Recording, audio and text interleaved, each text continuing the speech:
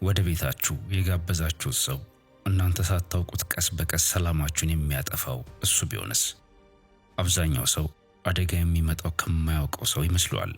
ነገር ግን ማርከስ ኦሮሌስ በአንድ ወቅት እንደተገነዘበው በሕይወታችን ውስጥ የሚፈጠሩ ታላላቅ ሁከቶች ብዙውን ጊዜ የሚመጡት ወደ እኛ እንዲቀርቡ በፈቀድንላቸው ሰዎች ነው። እውነታው ቤታችሁ ቁሳዊ ስፍራ ብቻ አይደለም፣ የውስጣዊ ዓለማችሁ ነጸብራቅም ነው። ወደ ውስጥ እንዲገቡ የፈቀዳችሁላቸው ሰዎችም ሰላማችሁን ሊጠብቁላችሁ ወይም በዝምታ ሊያፈርሱት ይችላሉ። አካባቢያችሁን የሚመርዙ፣ ጉልበታችሁን የሚመጡና የሰላም መጠጊያችሁን ወደ ጦር አውድማ የሚቀይሩ ሶስት አይነት ግለሰቦች አሉ። ዛሬ እነሱን ለይታችሁ ማወቅ ካልቻላችሁ ምናልባት ቀድሞውኑ ከአንዱ ጋር እየኖራችሁ ሊሆን ይችላል። ስቶይኮች አብዛኛው ሰው ችላ የሚለውን አንድ እውነት ተረድቷል። እናንተ የምትቀረጹት በሐሳቦቻችሁ ብቻ ሳይሆን በአካባቢያችሁም ጭምር ነው። ኤፒክቴተስ እንዳስተማረው አእምሯችንን ስለምናጋልጥበት ሁኔታ መጠንቀቅ አለብን። ምክንያቱም ተጽዕኖ ረቂቅ፣ ቀጣይነት ያለውና ኃይለኛ ስለሆነ ነው። ቤታችሁ ደግሞ ያ ተጽዕኖ ይበልጥ የሚጠነክርበት ስፍራ ነው። ቤታችሁ አእምሯችሁ ሊያርፍበት የሚገባ፣ ጉልበታችሁ የሚታደስበት ብቸኛው ቦታ መሆን አለበት። ነገር ግን የማይገቡ ሰዎች ወደዚያ ስፍራ ሲገቡ ዝም ብለው ጎብኝተዋችሁ አይወጡም። የሆነ ነገር ጥለው ያልፋሉ። ውጥረት፣ ሸክም ወይም ሁልጊዜ ልታብራሩት የማስችሉትን መረበሽ። ቀጥለን እነዚህን ሶስት አይነት ሰዎች በዝርዝር እንመልከት። አንደኛው አይነት ሰው ሐሜተኛው ሰው ነው። ወደ ቤታችሁ ፈጽሞ ልትጋብዙት የማይገባችሁ የመጀመሪያው ሰው ሐሜተኛውን ነው። ስለ ሌሎች ዘወትር የሚያወራ፣ በሰዎች ሕይወት ላይ የሚፈርድና ወሬን እንደ መሳሪያ የሚጠቀምን ግለሰብ። መጀመሪያ ላይ ጉዳት የሌለው ወይም እንዲያውም የሚያዝናና ሊመስል ይችላል። ነገር ግን ከጊዜ በኋላ አንድ ነገር ማስተዋል ትጀምራላችሁ። እያንዳንዱ ጨዋታ ይከብዳል። እያንዳንዱ ቃል ደግሞ ረቂቅ የሆነ አሉታዊነት ይኖረዋል። ምክንያቱም ሐሜት ዝም ብሎ ወሬ አይደለም፣ እንደ ወዳጅነት የቀረበ መርዝ ነው። አብዛኛው ሰው ችላ የሚለው እውነት ደግሞ ይህ ነው። አንድ ሰው ስለ ሌሎች ሁሉ መጥፎ የሚያወራ ከሆነ ውሎ አድሮ ስለ እናንተ መጥፎ ማውራቱ አይቀርም። ሴኔካ እንደጠቆመው እኛ የምንሆነው አብረናቸው ጊዜ እንደምናሳልፋቸው ሰዎች ነው። ሐሜተኛን ወደ ቤታችሁ ስትጋብዙ ያ መርዛማነት በግል ስፍራችሁ ውስጥ እንዲኖር እየፈቀዳችሁለት ነው። ቤታችሁ የእምነት የመተማመኛ ስፍራ ሊሆን ይገባል። ነገር ግን ሐሜት ያንን እምነት ያፈርሳል። እናንተ ራሳችሁ የሐሜቱ ኢላማ ባትሆኑም እንኳ ያ ዘር አንዴ ከተዘራ በኋላ ያለ ፈቃዳችሁ በአካባቢያችሁ ያለውን ድባብ እየቀረጸ በዝምታ ይስፋፋል። ሁለተኛው አይነት ሰው አክብሮት የሌለው ሰው ነው። ከቤታችሁ ልታርቁት የሚገባችሁ ሁለተኛው ሰው አክብሮት የሌለው ግለሰብ ነው።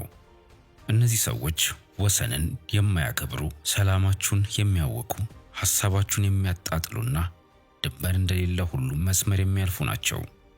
መጀመሪያ ላይ ትናንሽ ነገሮች ሊመስሉ ይችላሉ። ነገር ግን ወሰኖች በአንድ ጊዜ አይጣሱም። ይልቁንም ቀስ በቀስ ነው የሚሸረሸሩት። ወሰንን ማክበር የማይችል ሰው ክብራችሁን አያውቅም። ክብራችሁን ካላከበረ ደግሞ ሰላማችሁን በፍጹም አያከብርም። ኤፒክቴተስ እንዳስተማረው የምንቀበለውንና የምንገፋውን ነገር መለየት አለብን። ምክንያቱም አክብሮት ማጣትን በታገሳችሁ ቁጥር ሌሎች እንዴት ሊይዟችሁ እንደሚገባ እያስተማራችኋቸው ነውና። ቤታችሁ የተቀደሰ ስፍራችሁ ነው። አንድ ሰው ያለ አክብሮት ወደዚያ ስፍራ ከገባ እሱ እንግዳ አይደለም። ይልቁንም የውስጣዊ ዓለማችሁን መዋቅር የሚያዳክም ድምፅ አልባ ኃይል ነው። በጣም የሚገርመው ነገር ብዙ ጊዜ ትዕግስተኛ ለመሆን ስንል አክብሮት የሌላቸውን ሰዎች በቤታችንና በሕይወታችን ውስጥ እናቆያለን። ነገር ግን ስቶይኮች እንደሚሉን እውነተኛ ትዕግስት ማለት ራስን ዝቅ ማድረግ ሳይሆን የራስን ሰላም መጠበቅ ነው። አሁን ደግሞ የመጨረሻውንና ሶስተኛውን የሰው አይነት እንመልከት። ሶስተኛው አይነት ሰው ችግር አምጩ ሰው ነው። ወደ ቤታችሁ ፈጽሞ ልትጋብዙት የማይገባችሁ ሶስተኛው ሰው ሁልጊዜ ችግር ይዞ የሚመጣው ግለሰብ ነው። ይህ ሰው ሁልጊዜ ጭቅጭቅ፣ ሁልጊዜ ግጭት፣ ሁልጊዜ የሆነ ነገር ሲበላሽበት የሚኖር ነው። እናም በሆነ መንገድ ያንን ሸክም አብራችሁት እንድትሸከሙ ይጠበቅባችኋል። መጀመሪያ ላይ ርህራሄ ሊሰማችሁ ይችላል። መርዳትና መደገፍ ትፈልጋላችሁ። ነገር ግን ከጊዜ በኋላ አንድ አደገኛ ነገር መገንዘብ ትጀምራላችሁ። ችግራችሁ መቼም ቢሆን አያልቅም። የእናንተም ሰላም ቀስ በቀስ እየጠፋ ይሄዳል። ይህ ማዕበልን ወደ ቤታችሁ ጋብዛችሁ ዝናብ እንዳይዘንብ ከመመኘት ጋር ይመሳሰላል። ነገር ግን ማዕበሎች ፈቃድ አይጠይቁም፣ ሁሉንም ነገር ይቆጣጠሩታል እንጂ። ማርከስ ኦሮሌስ እንዳስታወሰን የሌሎችን ትርምስ መቆጣጠር አንችልም። መቆጣጠር የምንችለው በሕይወታችን ውስጥ የሚኖራቸውን ጣልቃ ገብነት ነው። በእርግጥም ችግር አምጪ ሰዎች የራሳቸውን ማዕበል ይዘው ስለሚዞሩ እነሱን ወደ ቤታችሁ ማስገባት ማለት ማዕበሉን አብሮ ማስገባት ማለት ነው። ለማያቋርጡ ችግሮች በሮቻችሁን ስትከፍቱ ውሎ አድሮ ራሳችሁን በእነዚያ ችግሮች ውስጥ ተዘፍቆ ታገኙታላችሁ። ጉልበታችሁ ይሟጠጣል፣ ሐሳባችሁ ይበታተናል። ቤታችሁም ከዚያ በኋላ የእረፍት ቦታ መሆኑ ያበቃል።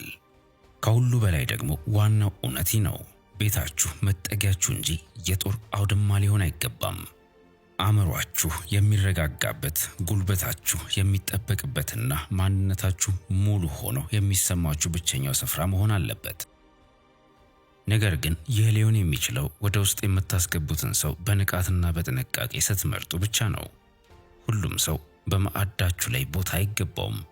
አንዳንዶች ሰላምን ይዘው ይመጣሉ፣ ሌሎች ደግሞ መርዝን።